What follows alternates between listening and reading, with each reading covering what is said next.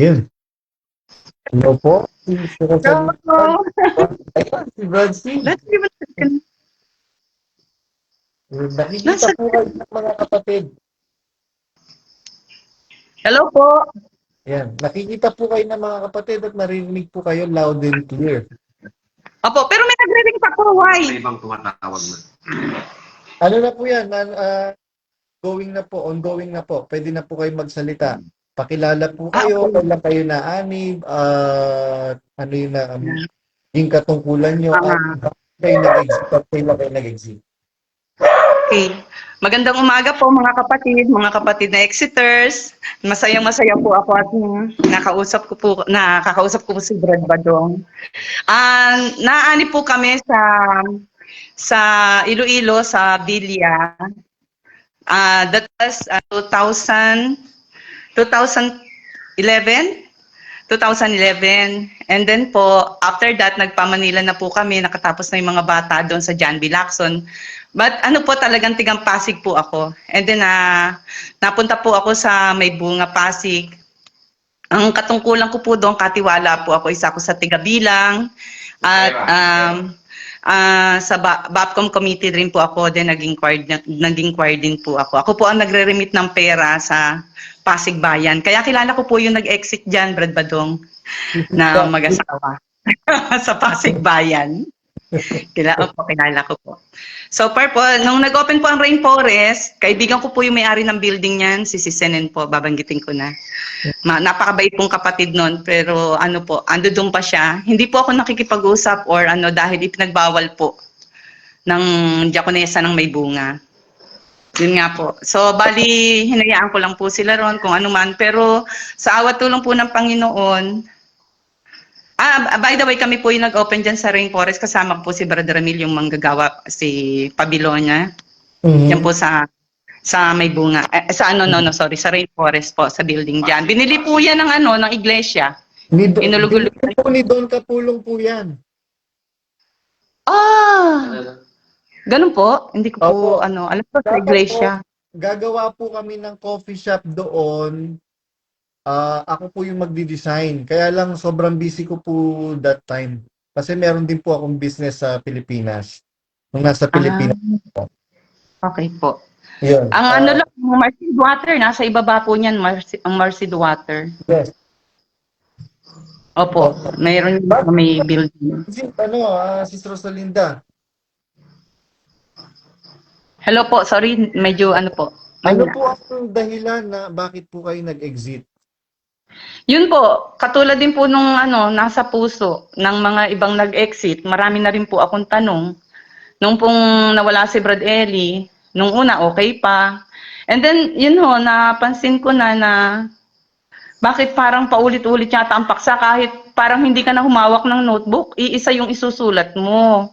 And then, wala po akong laban sa aral ni Kristo. Yun lang po yung gusto kong ipamukha sa mga nasa loob. Kasi ang nangyayari, pag lumabas ka, laban na tayo lahat, pati sa aral. Mali po, mali.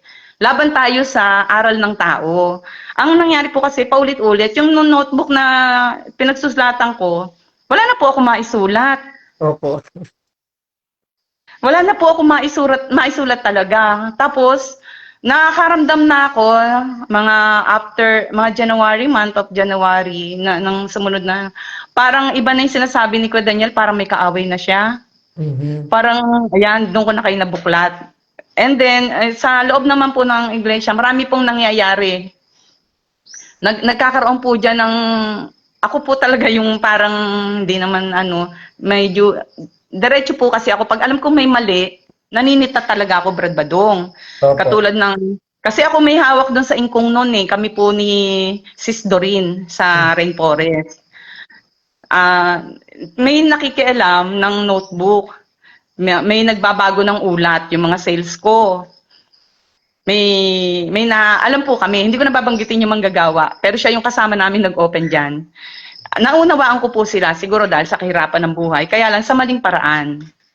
Ganun po ang Pagkatapos, nung lumipat naman po ako sa May Bunga, ang isang napansin ko po diyan, dahil para mawala yung issue or yung sama ng loob, nagpabalik ako sa May Bunga. So balik ko uli ako sa sa may bunga that time. Ang napansin ko naman diyan, walang pilitan, pero babagsakan ka na kung magkano yung amount, lalo na pag nag-a-abroad ka. Mhm. Eh, ilan ho ang nag-a-abroad sa akin? Tatlo. Tatlo kasi silang nagbabarko po eh. Kapitan. Yung isa, kapitan na, tapos yung isa ko naman ho, nasa Ireland na, nag-nurse na, nagbago ng Then si Brad Pitt po, lobby ng Diyos, itong January 7, balik uli siya sa Italy, sa Venice. Mhm. So ngayon po, yun ho napansin ko, walang pilitan, pero may amount kayo. Mhm. And then, yung isa pa pong nakakasakit ng loob dyan, kasi ako may hawak sa mga stocks po, yung isa sa may hawak po ng mga pagkain sa ingkong. Yung pilitang uubusin, nakakaya po talaga. Katulong ko po dyan si si Legaspi, si Brad Brandon, sa Rainforest, kami nagpapaubos ng pagkain, pinaubos ko talaga. Kakapalan na lang ng mukha para bagang gano'n, para may mairimit kami. Tapos dito po sa may bunga, ganoon din. Nagpapa-raffle po ako para maubos din yung stocks ng mga gamot na, ayun nga, narinig ko kay Brad J-Lo, hindi pala approve yan ng BIPAD. Wala talaga, nakakaya po talaga. Pinapaubos namin mga sabon ni Arlene, shampoo ni Arlene. Yun po. Akala namin nakakatulong sa mga kapatid, may pantulong, kaya talaga gano'n ang porsigido ko na magpaubos, magparapol. Mhm. Yun hubang 20-20 pesos, ganoon, para maipon lang namin. Yun ang ko dyan. Sister Linda, masabat ko lang po kayo. Biruin mo, binebentahan ng Arlene shampoo yung mga kapatid, pero yung royal family mismo, hindi naman ginagamit yung Arlene shampoo. Malamang sa malamang. Opo. Kasi hindi siya branded eh. Head and shoulder. Kami ho, gumagamit, pero hindi naman maganda sa buhok. Sorry po, patawad sa Diyos. Hindi ho siya magandang gamitin. Pati kaya tapos ito Brad Badong, meron kaming isang kapatid diyan, ang anak niya parang chemist yata. And then siya yung nagsabi sa akin, na pag nasabihan ko nga malapit din sa akin. Nakalimutan ko lang pangalan niya, pero galing siya ng Canada. Tapos andito na siya sa Pilipinas, may cancer siya ngayon. Ewan ko kung may nakakakilala sa kapatid na yun na galing Canada. Tapos po, may cancer siya ngayon, nandito siya sa Pilipinas. Ang nagsabi na, Sis Lynn, hindi do totoo yung hydro, sabi ng anak ko. Kasi tinest nila do yan, tubig lang yan. Yun po ang sabi. Sabi ko, wag kang ganyan. Hindi naman tayo loloko, hindi Brad Eddie. Yun ang sinabi ko po. Actually, totoo po, merong kapatid na nagtatrabaho sa hydrogen water. Ngayon, kung boss nila dati, may-ari talaga siya ng hydrogen. Yung hydrogen water talaga totoo po 'yon. Pero yung hydrogen water natin, hindi po siya bagsak po siya dun sa tester nila. Yun nga po, tinest daw nila, bagsak daw. Kasi ang hydrogen water, Brad Badong, hindi mo rin mabibili ng 50. Yes. Hindi daw po talaga. Hindi daw po talaga. Kaya sabi ko nga, nakakalungkot ba? Ang daming, kami ko talaga kung bumili niyang kahon-kahon. Siguro nakatulong din kasi tubig yun eh. Pero kung sasabihin mo kung hydro, hindi po talaga, napakamahal. Opo. Minsan nagiging psychological na lang yung yung mga bagay-bagay. Kung yung isip mo na makakatulong to, makakabuti sa katawan ko, so your brain dictates to your system na makakatulong nga, pero the reality, hindi talaga, bagsak talaga yung hydrogen component ng hydrogen water natin. Opo. Yun nga, sa mga sinasabi niyo, si Rosalinda, na mga paninda na sapilitan ninyong pinapaubos sa mga kapatid. Kasi pag binagsak sa mga lokal, ang baba nila, considered sold out. Yes. Totoo po yun. Totoo. Kaya kailangan marimit namin buo. Mag-aabono po talaga kami para ma-remit namin ng buo. Then yung mga nalabi, minsan po pinamimigay na lang namin. Kaya nga na mabigat ba, napaka sa mga kapatid. Kaya pala ang tagal ko nagsiman wala ka na ipon, ma. Ha? na nag-abo-abono Ako po. ng 32 years sa pag- Hindi naman dad, nag-abo-abono po talaga. Pagka opisyalis ka po talaga, walang meeting na hindi pag-uusapan ng pera. Alam po ng ibang mga opisyalis yan. Alam po nila yan. Pag nagpatawag ng meeting, asahan nyo na yan. May bagsakan na yan. Yun po. Kaya, Meron natin kanina, Sis Rosalinda, na yung manggagawa, parang dinodoktor yung notebook. Tama po ba? oh, actually, nawalan ako ng 1,000 that time. Hindi lang Dun po sa- hindi lang po sa lokal niyo po yan. Kaya ako nga po pinapaakyat dapat si Sis Marian Garcia na treasurer doon sa isang lokal na nadistinuhan ko. Isa yan sa mga ni-report niya sa akin. Kasi yung notebook, dalawa kasi notebook eh. Yung notebook ng lokal at saka yung notebook ng distrito, kailangan magtali yon. Mhm. Pero, Yun naman po. doktor nila, merong nagdo-doktor. Sinabihan, Ay, iba sa akin, Brad Badong, maputol kita. Iba yung case nyon. Ang sa akin naman po, yun yung inventory ko, yung benta po namin ni Sis Doreen. Nilalagay namin yung mga sales namin. Ang nangyari po, nung inano namin, nagkukulang ako ng pera, sabi ko, asan ito, ganto, ganyan. Tapos, ang ginawa nila, yung notebook ko mismo, pinalitan nila. Gumawa sila ng sariling kopya. Tapos, yung notebook ko, nawala. Ganoon katindi, garapalan talaga. Kaya sabi ko, ano ba to? Bakit ganito? Yun po nangyari sa akin. Kaya umalis ako para maiwasan ba. Tapos uunahan ka nilang mag-report. Kay Brad Rivera yun eh. Sa Pasig, parang siya yung district servant doon. Wilfred Rivera o Richard? Ayun, yun, si Brad Wilfred. Inunahan ko sila kasi sinabihan ako ni Sis Doreen, Sis Lynn, puntahan mo si Brad Wilfred, i-report ka nila. Parang magaling sila magbaliktad ng kaso. So, inunahan ko na, kinausap ko si Brad Wilfred, tapos tinawagan siya ni Brad Wilfred, kinausap. Hindi ganyan ang aral sa atin, ganyan-ganyan. Inano ni Brad Wilfred, kinausap siya. Yun po. And then after that, sinabi ko kay Brad Wilfred, lilipat na lang ako. Babalik ako sa may bunga. Yun na lang sabi ko. Kasi hindi na healthy kung magkikita-kita kami na may samaan ng loob. Kasi hindi ho basta pwede sabihin yun, napaka-ewan mo, sabi mo, magpatawaran, ganun-ganun lang. Pera kasi yan eh, bro. Ibang usapan pag pera. Iba sa akin kasi very sensitive po ako talaga pagdating sa pera, lalo sa lokal. Ayoko po talaga. So yun ang reason. Pero may nangyari doon nung bago pa lang kaming anib ma-share ko lang po sa inyo, sa Iloilo. Siguro po buwan pa lang ako noon. Si Sis Guada naman, siya yung, hindi ko alam na kinakausap niya na pala yung anak ko na, yung pong nasa barko ngayon, si Lisboa, si Jetro. Actually, una pong lumabas yan eh. Ano yung personal na binibigay niya, yung kanyang account?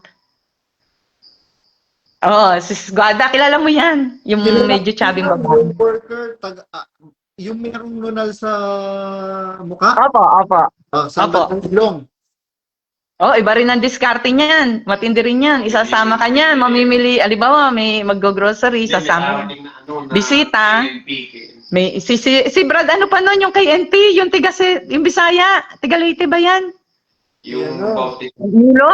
Ano pa yan? Brad, yung Bisaya po. May pinggan? Yung naging worker na lang ngayon. Naging worker po. Si Brad, Noli Molero. Yun, kami po sumasalubong dyan, bago pa lang akong kapatid. Opo. Pagkatapos, talagang paghahanda namin yan. Tapos may pabaon yan, may pabaon po yan, 5,000. Yung pagkapunta sa... Yan. Naging issue yan, kung naging issue yan kay Brad Eli, pinaalis si Sis Guada sa Iloilo, sa Haro. Pinabalik ng Manila Metro. Kasi po, matindi yan. Matindi po talaga yan si Sis Guada. Galit pa akin yan talaga. Kasi ako talaga nag-report po kami, mga officer po ng Iloilo. Sana po may nakikinig kasi may mga kapatid po tayong closet sa Iloilo.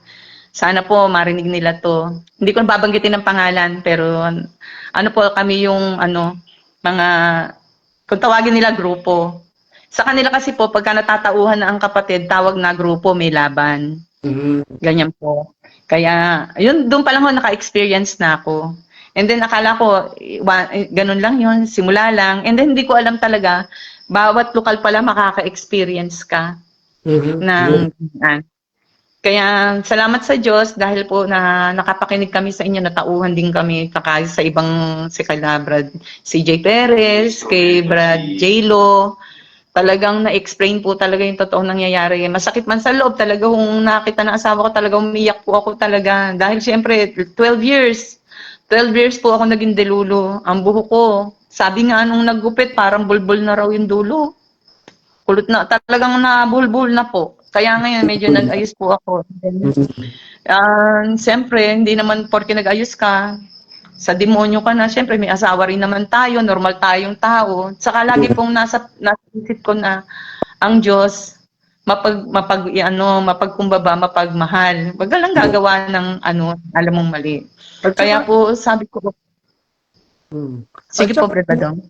sis Rosalinda, makat ko lang po kayo. Kasi ang dami niyo po sinasabing mga punto na baka makalimutan ko. Actually, yung ibang mga sinabi niyo nakalimutan ko na. Hindi tayo masama. Nag-exit tayo, hindi tayo masama. Katunayan, hindi na po natin tinalikuran si Kristo eh.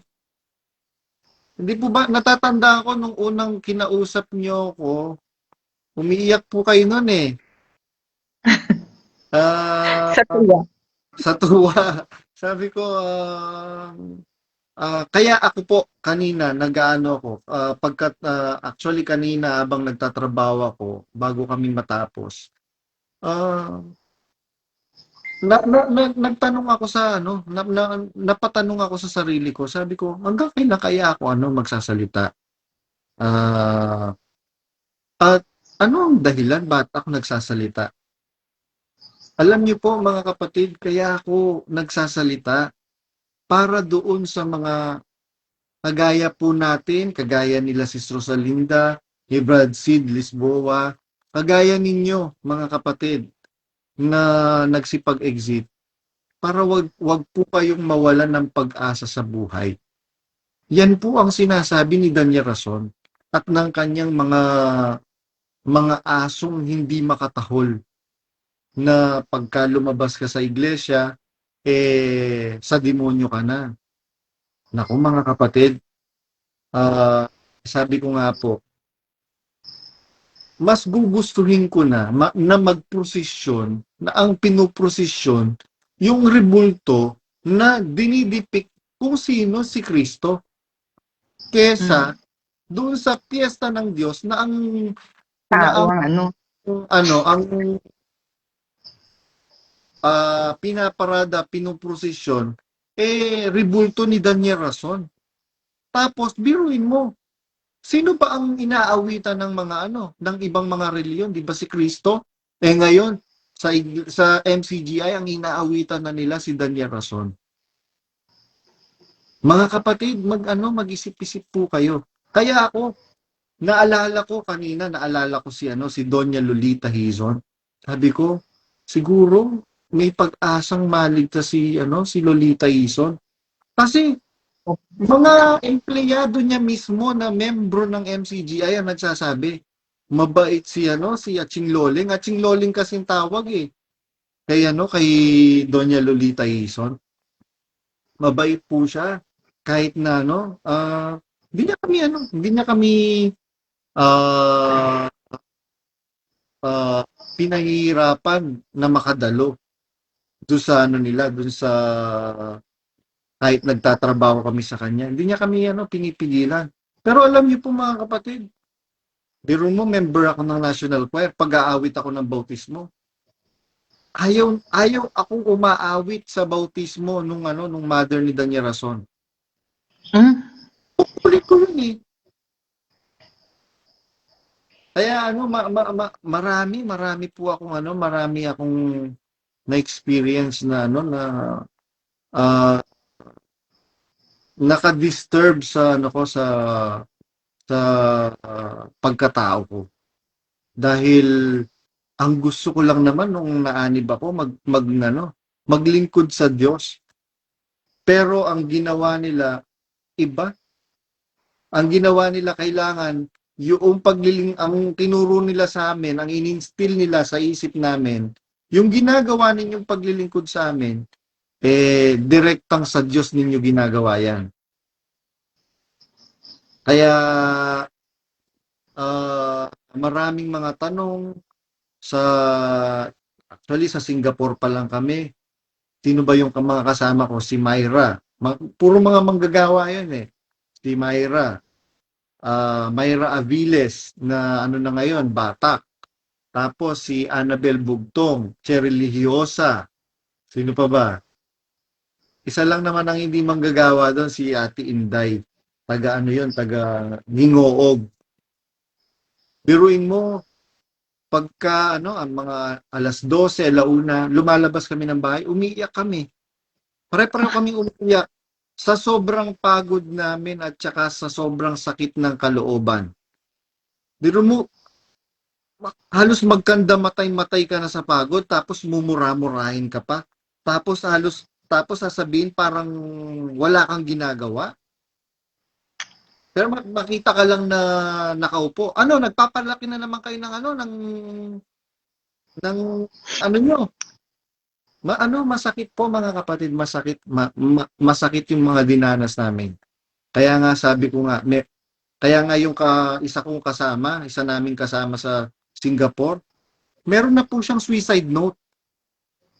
Yung kasing mother ni Daniel Rason, mahilig siyang mangalkal ng mga gamit ng may gamit. Yung kinakalkal niya yung yung mga aparador namin. Siguro akala niya nagnanakaw kami. Siguro gawain niya yon kaya alam niya. Hindi naman kami magnanakaw. Ayun, nakalkal niya na yung cabinet nung kasama namin. Nakita niya yung suicide note. Kaya natakot siya nun eh. Biruin po ninyo mga kapatid, hindi niyo po alam yan. Ngayon, paano niyo malalaman kung hindi kami magsasalita? O ayan, ano na ba ngayon? January na. Don Kapulong, Lisel Kapulong, bakit ayaw niyong ibigay yung passport ni Annabel Bugtong? Bawal yan. Bawal ang ginagawa ninyo sa batas. Kanino ba passport yun? Hindi nyo naman passport eh. Bakit ayaw niyong ibigay yung passport ng tao?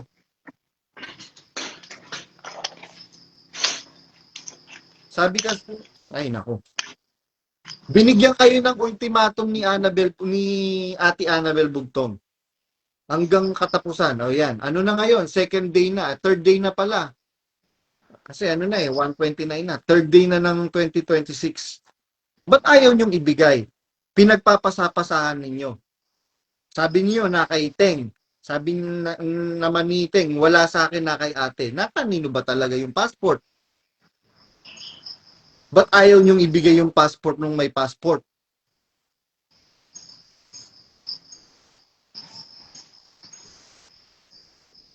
Tapos sasabihan niyo yung tao na, o ikaw, magkano ninakaw mo babae?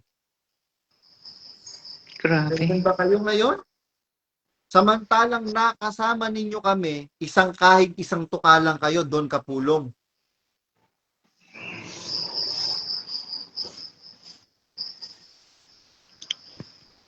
Ngayon, ayan, yung lokal ng rainforest, yung building na yon, pagmamay-ari po nila Don Kapulong yon.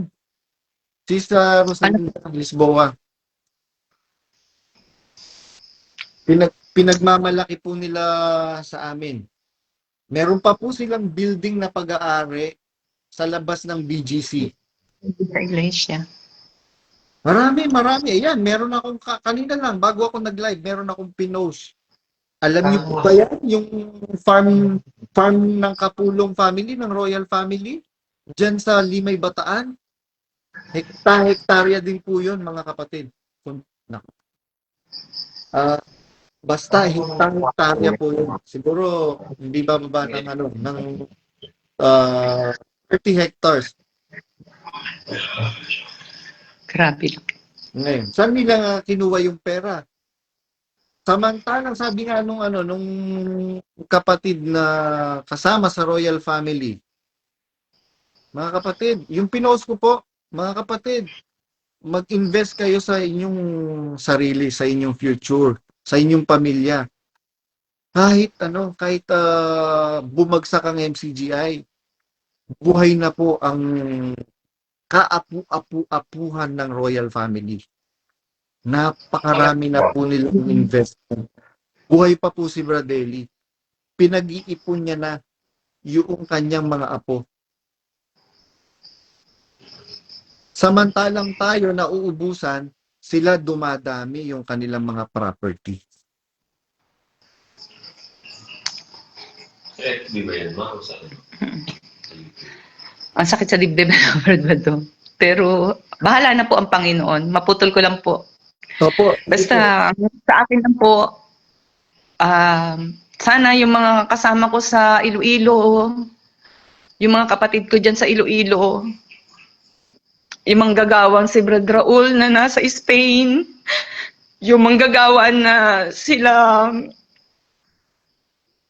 Sis Ebon po, yung grupo namin dyan, sila Sis Kowa, sila Sis Maya, napakamabuti pong mga kapatid niyan.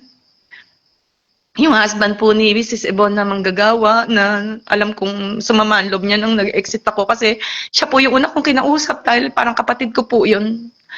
Gusto ko lang malaman nyo pag tinanong nyo kami kung saan kami pupunta. Sa aral po ni Kristo, hindi po kami lumaban. Yun pong tinuturo ni Daniel Rason. Iba na po, maski kayo, Sis Ebon, alam mo yan. May tanong ka na. Nagtatanong ka na. Alam mo kung gaano ka namin kamahal, gaano kita kamahal, ang layo ng Pasig para puntahan ko kayo. Mahal na mahal ko kayo, ng kapatid ko dyan sa Iloilo. Sa may bunga, salamat sa Diyos, may mga kapatid pong closet dyan. Hindi ko po babanggitin ang pangalan. May mga kapatid na rin po nagsilabas dyan. Sa Rainforest, marami na rin po nakikipag-usap sila sa akin. Basta sabi ko, kung alam niyong tama, ipagpatuloy niyo. Basta huwag kayong bibitaw sa aral ni Kristo. Nalipat din po ako ng Wawa. Ginigipit din sila doon. Sila Sis Erna. Nagsumbong din po sa akin yung magkapatid na mag-asawa. Pati anak po nila, galit sa kanila. Sabi ko, bayaan lang. Wawa, Nasugbu po yan, Batangas. Galing din po ako dyan, medyo hindi ko po ano dyan, yun ang mga manggagawa. Hindi naman po lahat. Meron lang pong ilan. Hindi po natin maalis yan. Kung sabi nga po ni Brad Eli noon, naging worker lang, parang mas magaling pa sa kanya, mas magaling pa sa honor. So sa akin po, yung mga kapatid dyan sa Wawa, sana po dumating ang time magising din po kayo sa katotohanan, wag po tayong magpakadilulo dyan. Basta ang isipin ninyo kung pag tinanong saan tayo pupunta, sa aral ni Kristo. Ano ba ang aral ni Kristo? Dumamay tayo sa mga ulila, sa mga bao, tumulong tayo sa mga nangangailangan, yung higit sa ating pamilya. Kasi for 12 years talaga, Brad Badong, sorry, nagiging emotional na ako. Napabayaan ko yung mga anak ko. Madaling araw pa lang nasa lokal na kami. Uuwi ako hapon na, katulong lang na naglilinis at nagluluto ang nag-aasikaso sa mga anak ko. Medyo napalayo ang loob. Pero ngayon nagbabawi ako sa kanila. Hindi ako nagsasawang magsabing mahal na mahal ko sila. I love you mga anak. Kasi yung mga anak ko po dating anib yan pero isa-isang lumabas. Hindi nila gusto. May mga reasons sila. Yun lang po masabi ko. Pag tinanong saan tayo pupunta, sa aral ni Kristo. Yung pagtulong, yung pagtulong natin sa kapwa, maging tapat lang tayo. Magtapat tayo sa Panginoon. Tao tayo, nagkakasala, nagkakamali. Dahil sabi nga hanggat nasa lupa tayo, walang taong hindi nagkakasala. Di ba po? Basta manatili lang po tayo sa aral. Pasensya na po. Brad Badong, hindi na po ako magtatagal. May dumating po akong bisita. Sa mga kapatid po ng taga Mindanao, andito lang po ako sa Samal Island, loobin po ng Panginoon. Pag gusto niyo pong pumasyal sa akin, pasyal po kayo. Welcome po kayo. Maraming salamat sa Diyos. Brad Gilby, nakikinig din po ako sa inyo. Kay Brad Ace, maraming salamat sa Diyos. Kay ano po yung sino yung babaeng kausap ninyo na talagang dire-diretso bibe. Tuwan-tuwa ako sa kanya. Si Popot ba yun? Sis Popot? Popot, Si Sis Myra, salamat po sa Panginoon. Sana po gabayan kayo ng Panginoon. Samahan po tayong lahat. Huwag tayong pabayaan ng Diyos. Basta huwag po tayong magsawang magsabi ng totoo. Ihayag natin alang-alang sa mga kapatid po nating naiwanan sa loob. Iligtas po natin sila sa kulto. Talagang kulto po iyan. Mabuhay po tayong masaya. Gusto ng Panginoon, mabuhay tayong masaya, malaya, maligayang maglingkod. Yun lang po. Maraming salamat po sa Diyos. Magandang umaga, magandang gabi, magandang hapon po sa lahat. Brad Badong, salamat po sa Diyos sa pag-invite sa akin. Opo, salamat sa Diyos Salamat po sa Diyos. Brad Sid. Apo, andito po. Batang-bata tayo pa. Siyempre po. Baka nakabakasyon. Opo, sige po. Sige Paalam po. enjoy po yung bakasyon. Opo, salamat po, Brad Badong. Bye-bye po.